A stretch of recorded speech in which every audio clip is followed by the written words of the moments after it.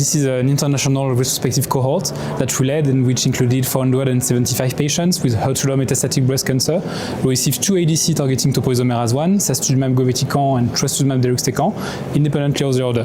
Most of the patients received classical or recommended ADC sequence, so most of patients with triple-negative breast cancer received Sacituzumab, govitecan as the first ADC, and most of patients with hormone receptors-positive disease received Trastuzumab, the first ADC. Regarding efficacy, we can see that most of patients that will have experienced an objective response with the first ADC, when they are going to be exposed to a second ADC, they will have, for most of them, no response, and the median PFS with the second ADC is only 2.7 months, so that's really concerning and really disappointing.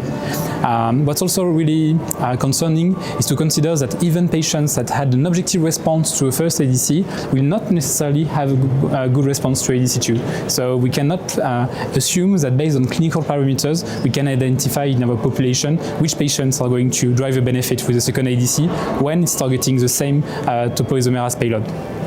I think there are two questions inside this one. First is, should we give some intermediate chemotherapy between ADC1 and ADC2, which is a sandwich strategy that we sometimes want to use. What we report in our data is that patients that will have an ADC sequence will have a better effect of the second ADC when there is no treatment between ADC1 and ADC2. So the sandwich technique does not seem to be a good strategy technique to do in our daily practice. And the second question is there still some place for an ADC sequencing?